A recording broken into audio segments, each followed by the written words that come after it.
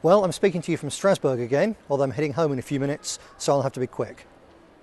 I know that a lot of you were asking about our attitude to the supposed David Cameron treaty veto, but I've covered that at length in an article already published on our website, so I won't say much more about it, except to repeat the point that there was no treaty. There still is no treaty. There won't be a treaty for weeks, if not for several months. So Mr. Cameron didn't veto anything because there was nothing to veto. All he did was make a big song and dance about walking out of preliminary discussions. It's all smoke and mirrors.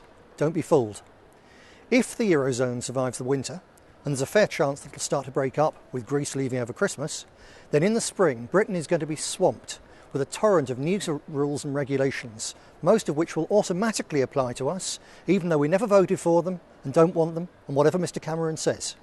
Mr. Cameron knows this, but he dare not tell us because it brings us back to the crux of the matter. You can't be in Europe, not run by Europe, any more than you can be half pregnant. The only way we can recover our sovereignty and control over our own destiny is to cut ourselves free from the entire EU project before it sinks into total economic mayhem, occupation government, tyranny and blood and fire on the streets. If Cameron was genuine, he'd at least give us the referendum he promised before the last election.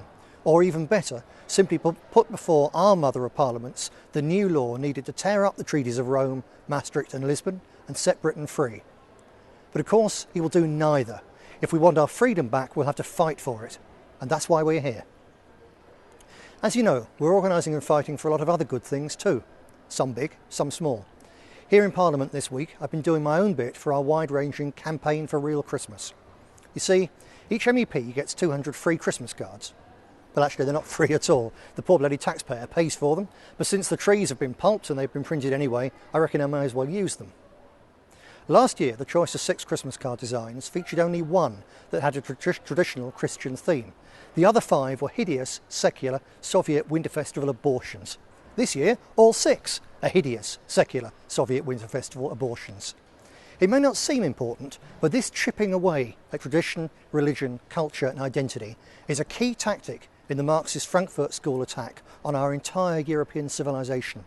If we don't resist each and every attack, then the next one will be even further down the slippery slope. Worst of all, the vacuum in belief and identity that these anti-national fanatics are producing will be filled not by amiable secular tolerance, but by Islam. That's the real danger. That's why it's so important that we all do our bit to preserve our own traditions and identity. It's not just about feeling at home, about connecting with past and future generations. It's also vital to ensure that there's no gaping hole for the Islamists to fill with their intense, simple 7th century certainties. So whether it's making a point in a bus queue, writing to your local paper, directing your shopping power in favour of those who uphold our traditions or whatever, all of us can and must get involved individually. Cultural war is not a spectator sport. So I've written a letter to President Buzek protesting about this year's designs and asking to intervene to ensure that in future, out of the 6 designs on offer, 3 are specifically and recognisably Christian, 1 for each of the Protestant, Catholic and Orthodox traditions. That would still leave 3 secular designs for the minorities, atheists and socialists, so everyone would have a choice to suit them and their constituents.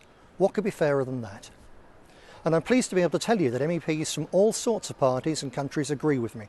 So far I've collected signatures not just from our usual friends in Jobbik, the Front National, the Vlaams Belang and the Austrian Freedom Party. I've also had signed letters returned from Italians, from Lega Nord and Christian Democrats, as well as some Poles and Bulgarians. All agree that our culture has been insulted and endangered and are willing to stand side by side with me to make that point. That's a bit of real progress.